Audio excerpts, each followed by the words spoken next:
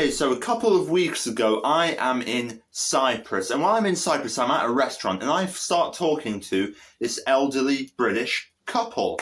And they're basically talking about how they have a villa here in Cyprus and that they come here every 3 months and every 6 months. Obviously, with the EU regulations, you have 90 days every 180 days. And then I asked them, okay, did you get your property via citizenship or residency by investment? And they said no, at the time there was no program like that, and at the time obviously the UK was still in the European Union, so it was a lot easier to buy property and move around more freely. And I asked them, okay, but since then, have you applied for maybe Cypriot citizenship, maybe a Cypriot residency, since you do own property and you might have some residence requirements that you have already fulfilled? And both of them responded no, they have no type of Cypriot residency, Cypriot visa, anything like that. They just simply enter on their British passports and stay on their British passports for 3 months every 6 months. They do 3 months in the country, another 3 months out of the country, then it restarts again, the immigration, 3 months in the country, and then 3 months out of the country, because then it restarts at 90 days, every 180 days restarts. And when I heard that, I was thinking about that, and as I was walking back to where I was staying in Cyprus, I was thinking, okay, I understand that not everyone might want to get a certain type of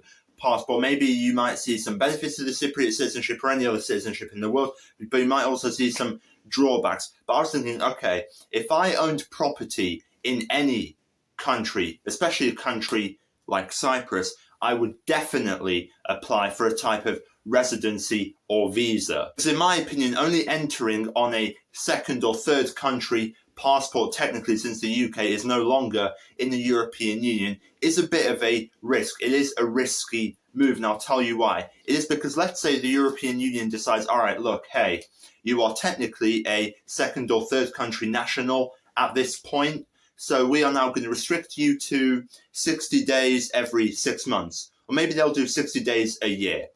Now, is this likely? In my opinion, no. But you never, ever know what type of new policy any country will introduce. Maybe Cyprus will go, hey, all right, look, we're not in the Schengen area.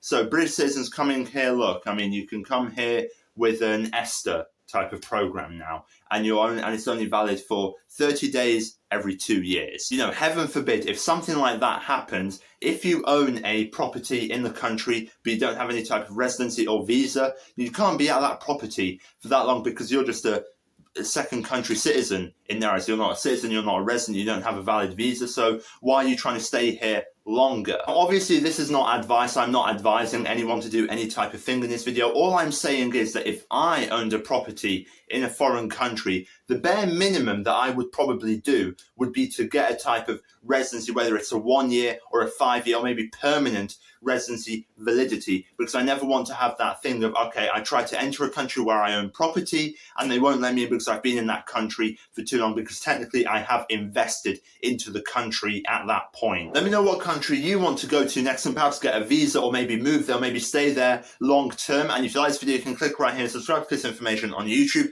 And if you want to follow me on my other social media, you can follow me on Instagram, X and Rumble. They'll all be linked down below in the description.